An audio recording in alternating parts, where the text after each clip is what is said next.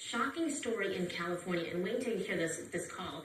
A nurse refuses to give a woman living at an independent assisted living facility CPR, and the woman dies. According to CNN affiliate KGET, it's because the place where the victim lived had no CPR policy in place, and the facility is standing by the nurse's inaction. Kelsey Thomas from KGET walks us through what happened. Emergency, please. Yeah, please submit out as soon as soon as possible. Maybe you don't fainted or had a heart problem. It's 11:07 Tuesday morning. 87-year-old Lorraine Bayless has collapsed in the dining room at Glenwood Gardens. She's unconscious and barely breathing. Fire and ambulance crews are on the way. It takes about 4 minutes of question and answer for Tracy Halverson, the dispatcher, to assess the situation. We need to get CPR started. That's not enough. Okay. Let me. Yeah, we can't do CPR at this time. Then hand down the phone to the passerby. You can't do it. I need to hand it to the passerby. I'll have her do it. Or if you've got any sitting citizens there, I'll have them. No. Anybody there can do CPR. Give them the phone, please.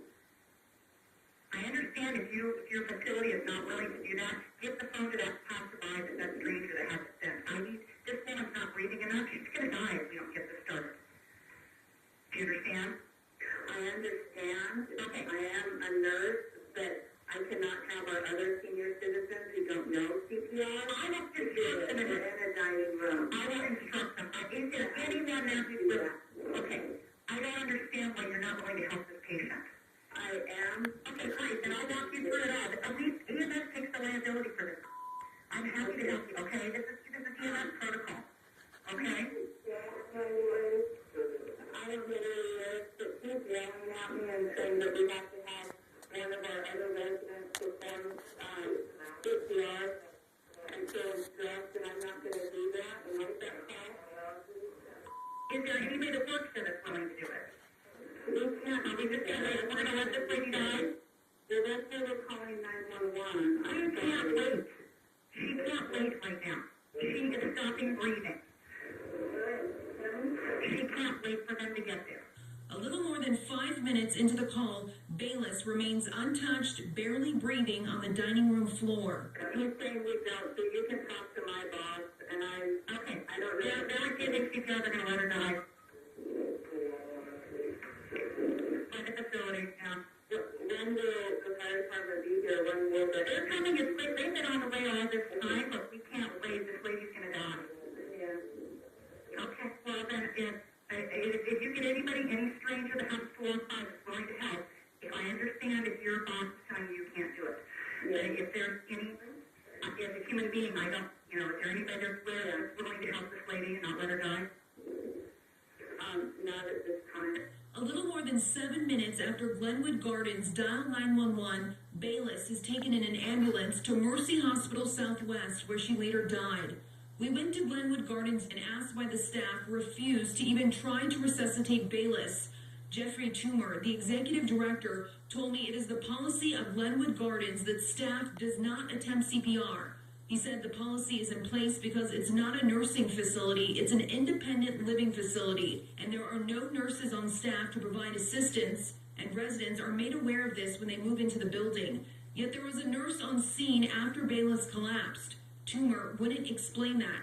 He issued a statement that said in part, in the event of a health emergency at this independent living community, our practice is to immediately call emergency medical personnel for assistance and to wait with the individual needing attention until such personnel arrives. That is the protocol we followed.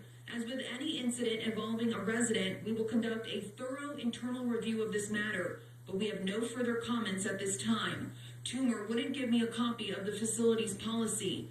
He said the staff is supposed to call for assistance during an emergency, and that's exactly what they did.